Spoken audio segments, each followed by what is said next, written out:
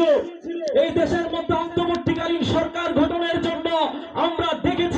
আমরা দেখেছি গণভবন সহ আমাদের প্রেসিডেন্টের যে ভবন রয়েছে সেখানে আলেম ওলামাদেরকে নেওয়া হয়েছে। আলেমদেরকে ছাড়া সিদ্ধান্ত নিতে পারে? সারা জীবন করলি রে তুই যেই মোল্লা রে ঘৃণা, সেই মোল্লা রে লাগবে পরে এটা ভাবলি না। এই মোল্লা না থাকিলে তোর মার বিয়া হইতো না। ঠিক কিনা বলো?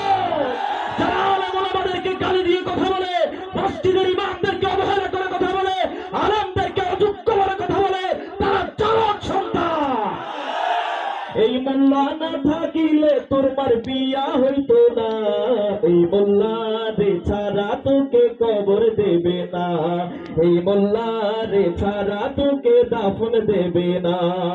এই মোল্লা ছাড়া তোর জানাজা কেহ পড়বে না। এই মোল্লা